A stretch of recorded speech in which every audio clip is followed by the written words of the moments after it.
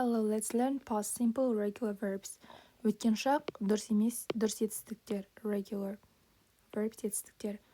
Vocabulary, we have past time expressions, өткен уақыт выражениялары, және pronunciation, ed endings. Сөздердің сондағы ed дыбысталуы.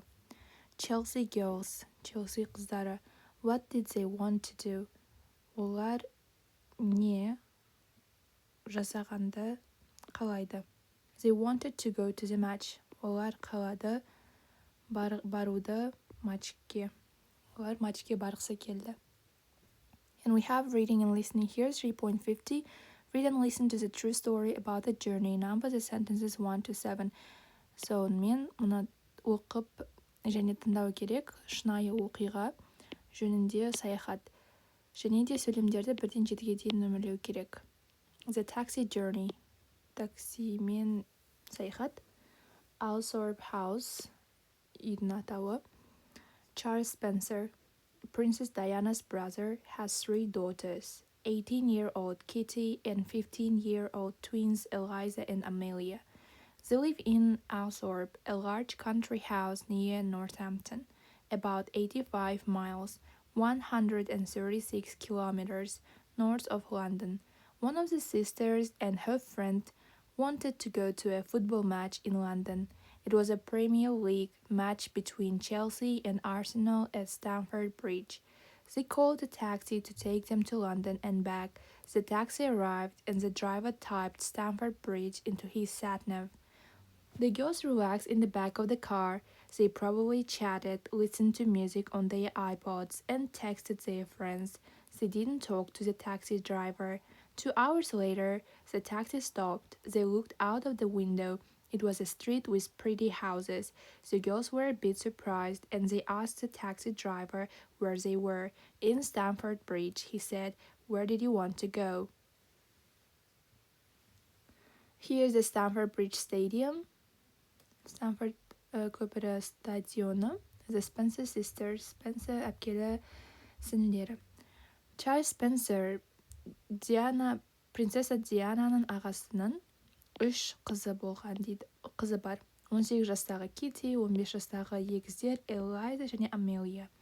Олар тұрады Алсортта, үлкен ауылдық үй, Нортхамптонның жанындағы 85 миль, яғни примерно 136 километрдей солтүстікте Лондонның орналасқан. Әпкелі сіңлілердің біреуі және оның досы қалайды баруды футбол матчқа Лондондағы. Ол кезде Премьер Лига матч Челси және Арсенал арасында Стэмфорд Бриджде болып жатқандығын. Олар шақырады такси, оларда бару үшін Лондонға және кері. Такси келеді және де жүргізуші тереді Стэмфорд Бридж деп өзінің сатнав компасына, навигаторына. Қыздар relaxed, босансып, артқы жақта машинаның отырады. Олар мүмкін әңгімелеседі, тыңдайды музыкасын өздерінің айподтарында және де достарына тексттер жібереді. Олар сөйлеспейді такси жүргізушісімен. 2 сағаттан кейін такси тоқтайды. Олар қарайды терезенің сыртынан. Ол жерде көше болады, әдемі үйлермен. Қыздар біраз таңғалады және олар сұрайды такси жүргізушісінен қайда олар екендігін. Стэмфорд Бриджде дейді. Ол айтады, қайда сендер барғыларың келді. Okay, now we have here the sentences 1 to 7. We have to number them. The taxi arrived at the girl's house. Такси келеді қыздардың үйіне. They looked out of the window. Олар терезеден қарайды.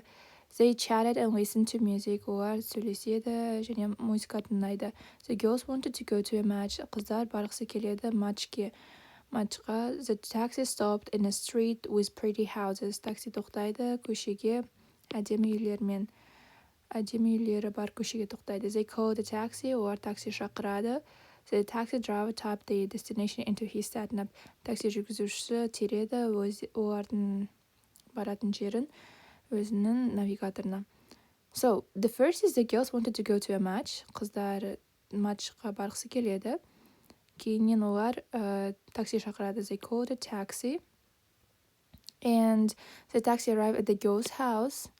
Then the taxi driver typed the destination into his sat-nav. Then the thieves, they chatted and listened to music. The taxi stopped in a street with pretty houses. And finally, they looked out of the window. Here is the order. Осындай реттілік. Listen and check by listening to 3.51. Do you think they were in London? Тыңда және тексер.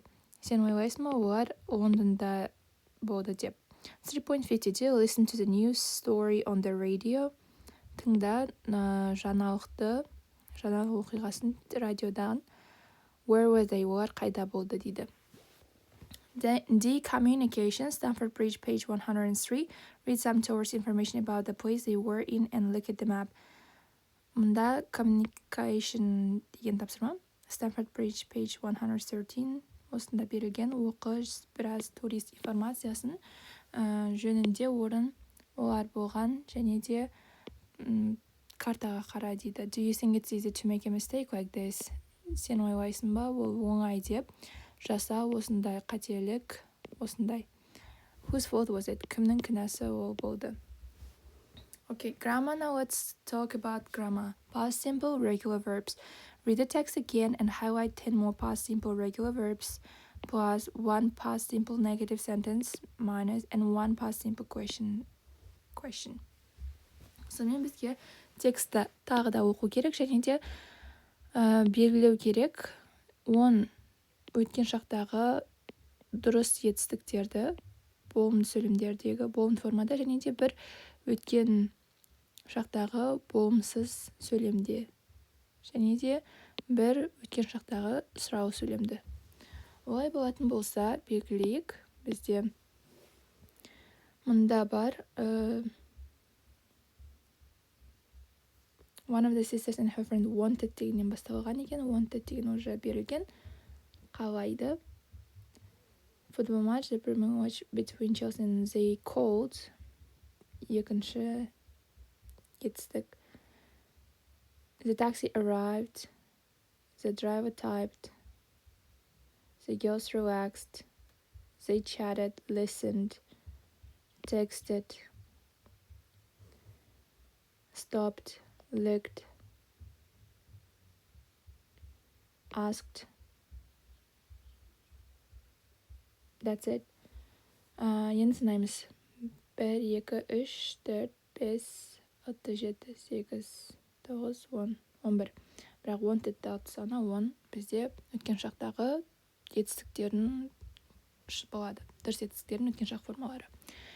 Енді бір болымсыз жетістік. Ол didn't talk here. Didn't talk өткен шақта және де бір сұраулы сөйлем. Where did you want? Енді осыларға қарап отырып біз ережені шығарамыз мұндағы. They want to go to the match. They wanted. Болады өткен шақта. Егер they want болса present simple. Олар қалайды. Ал they wanted олар қалады. They don't talk to the taxi driver. Өткен шақта they didn't talk.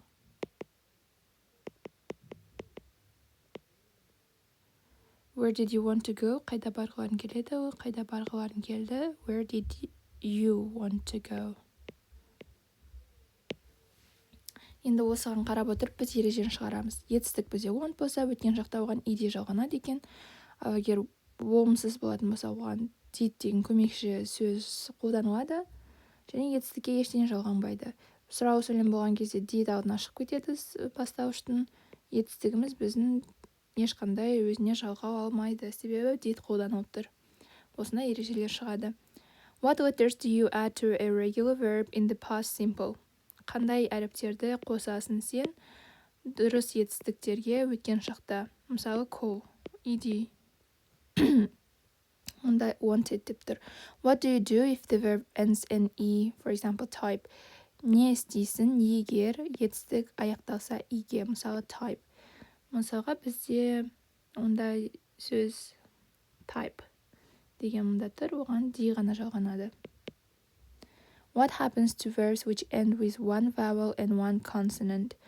Не болады етістіктерге аяқталатын бір дауысты және бір дауыссыз? Мысалы chat, stop. Мысалы chatted, stopped. Біздегі соңғы дауыссыздар екі еселеніп кетеді. Ондай болады. Мысалы, let's go to page 136 to learn more about past simple regular verbs and practice them.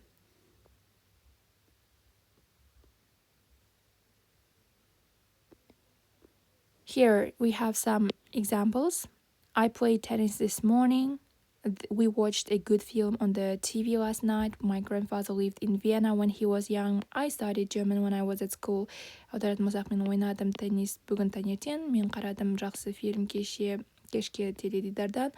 Менің атам өмір сүрген Венада, ол жас кезінде Венада тұрған. Мен оқыдым, мен үйрендім неміс тілін мектепте болғанымда. We use the past simple for finished actions in the past. Біз қолданамыз past simple'ды, өткен шақты, қарапайым өткен шақты, аяқталған іс-әрекеттер үшін өткен шақта. Spelling rules for regular verbs, яғни жазылу ережелері дұрыс етістіктерге. Мысалы, infinitive етістіктің негізгі формасы болатын болса, өткен шақта біз оларға ed жалғаймыз. Add ed. Ал егер де олар иге аяқталатын болса, мысалы type деген сияқты оған d ғана қосылады. Егер де олар дауысты және дауыссыз аяқталса, оны дауыссыз екі еселеніп кетеді. Және де y-ға аяқталса және бұл y дауыссыздан кейін келсе сөзде, онда ол i-ға айналып кетеді. Себебі мысалға play деген сөз бар бізде, ойнау. Бұл жерде y-дың алдында тұрған дауысты, бірақ оған біз ed жалғаймыз. Ал мұнда y i-ға айналып кетеді, себебі оның алдында дауыссыз тұр да, y бізде дауысты болғандықтан өзгеріп тұр. Okay, now we have positive and negative forms. I, you, he, she, it, we, they, with all persons, we use one form. And in negative, we also use one form. We use auxiliary verb did to add not to it, so did not contracted and become didn't. And then we just use the verb. We don't add anything to it because it already has ed in the auxiliary verb. And in question sentences, we have here did at the beginning of before the subjects, and then the verb itself, and then the rest of the other words. If you're answering shortly, you say yes or no. Don't forget to add the subject and the auxiliary verb to sound more polite. And contraction, here we have didn't is did not, regular verbs in the past plus and in ed. Дұрыс етістіктер өткен шақта болымды түрде аяқталады edге. Мысалы, worked, lived, played. The past simple is the same for all persons. Өткен шақ бірдей барлық жақ үшін I, you, she, it тағы басқа. Use auxiliaries, қолдан көмекші етістіктерді did немесе didn't plus infinitive for past simple, яғни негізгі формасы өткен шақ үшін question and negative. Бұл сұрау және болымсыз сөйлемдер үшін. Did is the past of do. Did өткен шақ формасы do'дың. You can do exercises A and B for 7B to practice this grammar rule, and we are going back to the main page to finish the lesson. So we have here D. Stand up and move around the class. Ask did you yesterday questions with the verb phrases below. When somebody answers yes I did, write their name. Орнынан тұр және қозғау, сыныпта айналып дейді. Сұра, did you сен yesterday кеше жасадың ба? Сұрақтарын етістікті фразалармен төмендегі. Біреу жауап берсе yes I did, я мен істедім деп десе, деп жауап берген кезде Жаз олардың есімдерін. Yesterday, find a person who. Тап адамды, который. Use sat-nav, навигатор қолданған. Сұрақ қоясыз. Did you use sat-nav yesterday? Деп. Сұрау сөйлем жасаған кезде мына did түсіп қалады. Себебі алдына did дегенді сіз қолдандыңыз. Сонымен атын жазасыз егер бір рет тапсаңыз. Did you watch a football match yesterday? Did you chat online? Did you study for an exam? Did you cook dinner? Did you arrive at work or school late? Did you listen to the radio? Did you start a new book? Did you work until late? Did you play a computer game?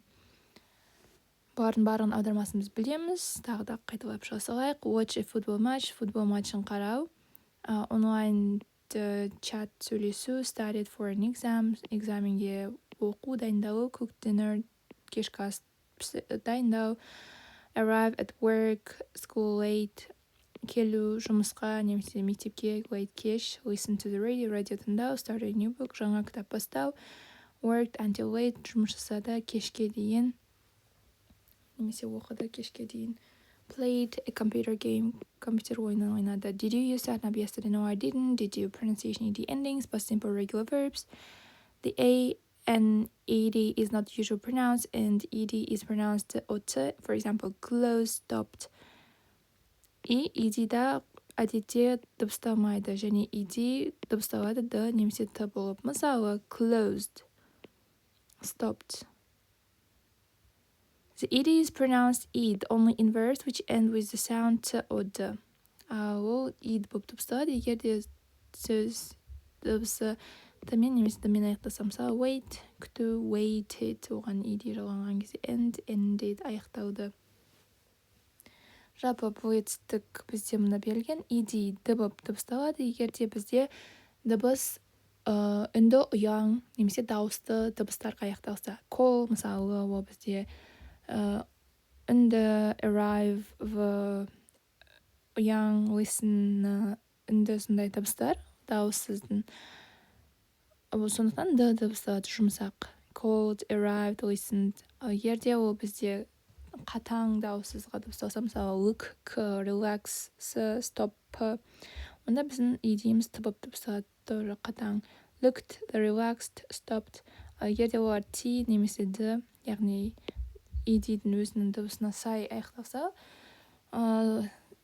екеу бір-бірімен араласып кетпеу үшін ED болып дыбысталады. Wanted, chatted, texted. Now we have 3.55. Look at the verbs in the list. Circle the ones that belong to group 3. Listen and check. Етістіктерге қара, тізімдегі дөңгелекте оларды тиесілі, үшінші группаға тиесілілерін белгіле, тыңда және тексер. Played, finished, started, traveled, asked, missed, cooked, needed, watched, lived, liked, typed. So it's started and needed only. You can listen to 3.55 to check. Now 3.56. Listen to some verb phrases. Make true, positive or minus negative sentences about yesterday. Played tennis. Бізге сөйлем құрастыру керек. Етістікті фразаларды естіп, 3.56-тан бір дұрыс немесе бір дұрыс болымды немесе болымсыз сөйлемдер жасау керек. Кешегі күн жөнінде I played tennis yesterday ойнасаңыз айтасыз, егер ойнамасаңыз I didn't play tennis yesterday деп айтасыз. Okay, now vocabulary and speaking past time expressions. Өткен шақ выражениялары. Бізде қандай выражение бар? Number the past time expressions 1 to 10. Бірден 10-ға дейін бізге осыларды нөмірлеп шығу керек. Yesterday morning, кеше таңертең, last night, кеше түнде, last month. Немесе кеше кешке деп те аударылады, last month. Өткен ай, 3 days ago, 3 күн алдын, 5 minutes ago, 5 минут бұрын, last week, өткен апта, last summer, өткен жазда, the day before yesterday, алдыңғы кешегі күннен алдын, яғни алдыңғы күні, a year ago, жыл алдын, жыл бұрын, бір жыл бұрын, in 2009, 2009 жылы. 5 minutes ago, бірінші бізде кетеді, одан кейін бізде келесі last night, yesterday morning. Then could be the day before yesterday. Then 3 days ago. Last week. Last month. Last summer. A year ago. And in 2009. Past time expressions. We say last week, last month, not the last week, the last month. Яғни біз айтамыз, өткен апта, өткен ай деп, ол жерде the деген қойылмайды. Жалпы, next және келесі деген сөз, last деген өткен деген сөз, олардың алдарына the деген қойылады, негізінде. Басқа зат есімдермен келсе. Бірақ бұл жерде уақыт келгендіктен біз оларды қолданбаймыз. Last time деп айтамыз, last week. Яғни уақыт сөз келсе, осы екі сөзден кейін онда the деген артикль алдарына қойылмайды. Listen and check, then listen and repeat. 3.57. Look at the questionnaire below. Анкетаға төмендегі қара. Tell your partner true sentences with past time expressions. Партнеріне айт, шынайы сөйлемдерді, өткен шақ выражениялармен. Ask for more information. Сұра көбірек информация. I cried at the end of a film last week. Мен жыладым соңында фильмнің өткен апта. Oh really? What was it? Ол шынымен бе? Ол не болды? When was the last time you... Қашан болды соңғы уақыт сен cried at the end of a film? Жыладың фильмнің соңында. Traveled by plane. Ұшақпен саяхаттадың. Started a new hobby. Жаңа хобби бастадың. Walked more than 10 kilometers. 10 километрден көбірек жүрдің. Booked tickets online. Онлайн тикет бұрын жасадың. Downloaded a song. Музыка and тарттың. Played sport ойнадың. Missed an English class. Ағылшын сабағына бармадың. Watched a really good film. Қарадың, өте жақсы бір фильм. Called a friend. Досына хабарластың. Danced. Биледің.